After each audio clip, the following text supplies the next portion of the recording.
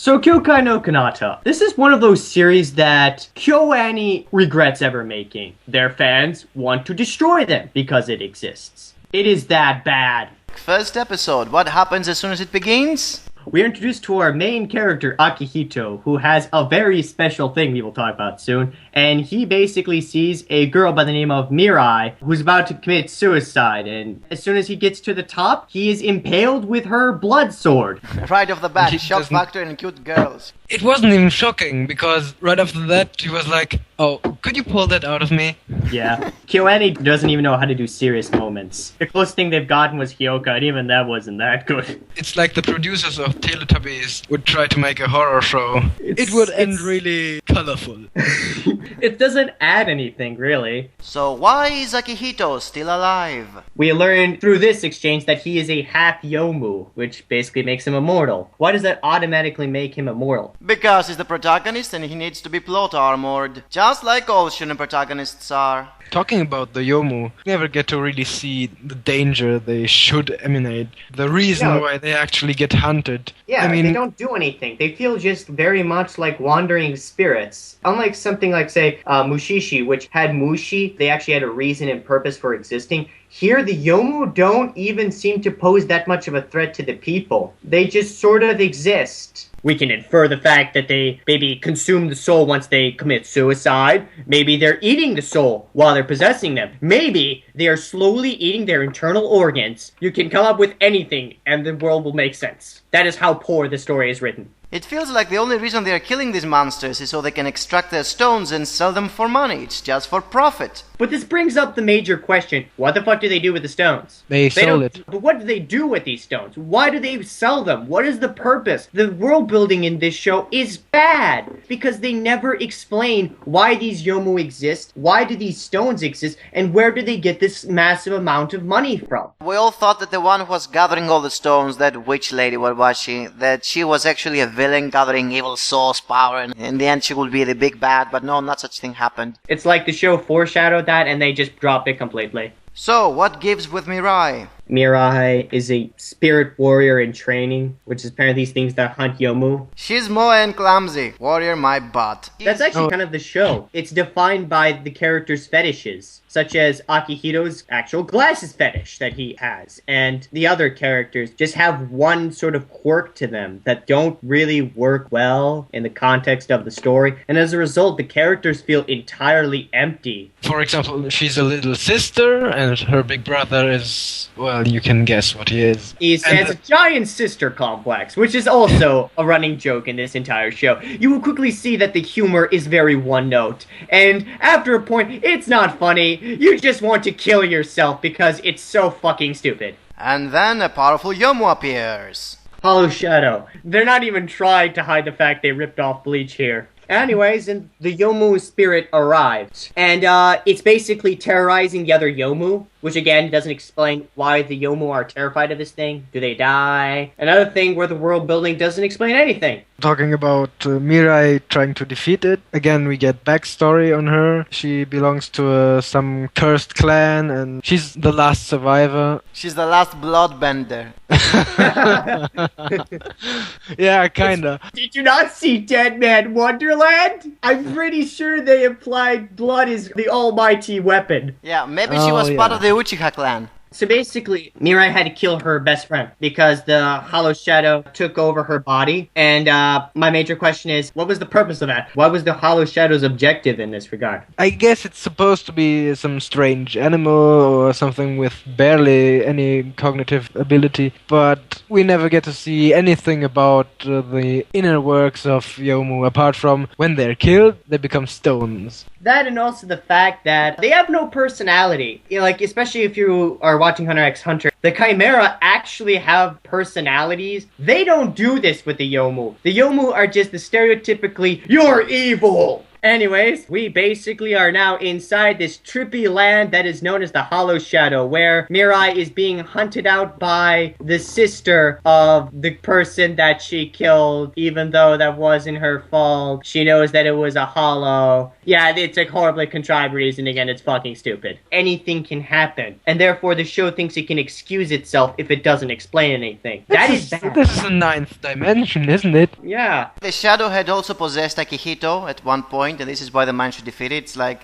they combined their powers, and together they managed to kill a god-level monster or something. Of course, with a lot hilarious. of drama, the Moe voice acting just doesn't add anything to it.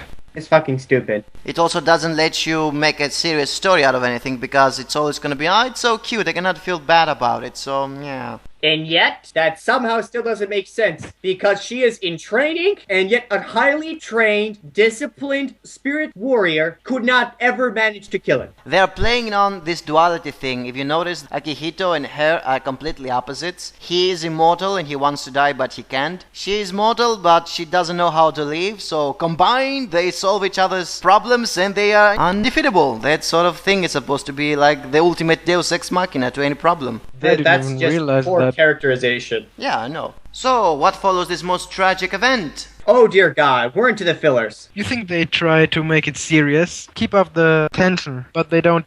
Mirai and her friends are at a fireworks display. And they wear yukata. So we get Moe moment times infinity. Yay!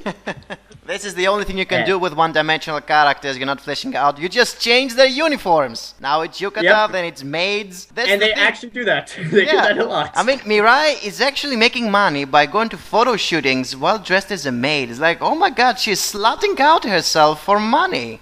Oh yeah. No, those aren't erotic pictures. Those are totally tame. I'm an adult male. I've got some money. Can you just give me pretty pictures of that little girl? You have ever done that? The average man would do that. Oh dear God, episode 6. Yes, this is the best part of the entire show. They are facing a Yomu that explodes whenever you come near it, so it just makes you stink horribly. They come up with the greatest idea ever. Dance choreography! What kind of a yomu is this if it's easily seduced by J-pop singing girls? It's apparently a pervert. Notice how the power scaling is totally inconsistent. Mirai could easily have defeated this Yomu with her projectile blood. I mean, her blood is kinda overpowered. It can just insta-win any situation. It took out a godlike Yomu in like seconds. And they didn't manage to defeat this eye balloon. So, after those fillers are over, what happens? They kept introducing characters. For example, this guy from the Spirit Warrior Society or something like that, which is basically some... The Soul Society from Bleach. Kinda, yeah. Except they never talk about it. And they try to make it look so cool and use all those fancy words you usually use to describe a secret society. But then you get reminded this is a Moe show. You cannot take it serious. That's the problem with the show, is that it tries to take itself seriously, but it goes back to just being slice of life moe with no real plot or development. The show really sucks at making tension.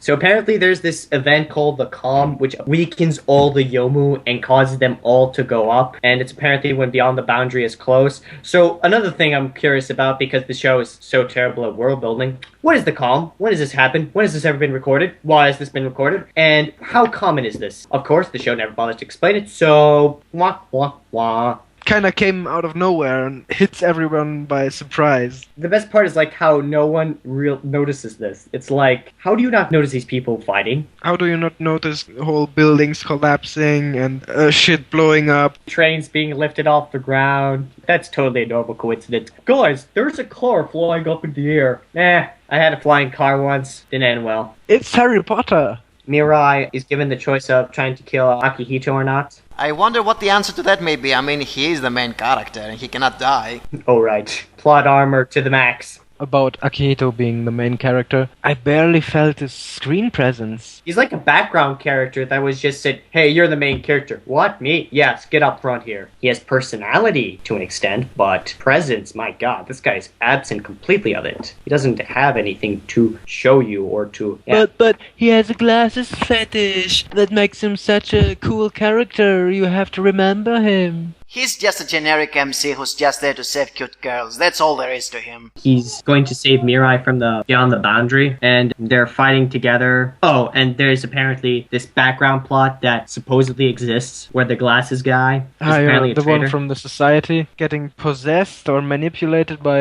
his weapon. He got possessed by his bankai. He's apparently accepting the Yomu, even though we don't know his personality or his backstory. So he's like literally a villain for the sake of being a villain, with nothing outside of that. Akihito gets a demon power up, basically. Because he apparently absorbs beyond the boundary. It's never explained, so it's just stupid. And basically, they murder all the Yomu, and then Akihito fights, dare I say, himself, and beats his Yomu half and absorbs him. And then Mirai disappears because apparently the Yomu erased her presence, or something like that. And thus the show ends with the loli being dead. Yes, what a great ending. Oh dear God, no. Then they back up and bring her back to life. That is the ending scene of the entire show. They bring the main character back to life. Why? Yep, don't ever explain. In conclusion, this show tried to be serious, it tried to be edgy like Mirai Nikki, tried to have some sort of world building, and it failed in everything. Proves that Kyoani cannot do anything else besides slice of life comedies and cute moe girls. World building, non-existent. Characters, awful. Story, I would dare say even it's a non-existent. This is the bottom of the barrel. If you want something better, you have better luck with Shaman King and Bleach. The whole story is based on a light novel, so of course it's bullshit. And with that, we reach the conclusion that light novels are all terrible. What about 12 Kingdoms and Bakuno? Well,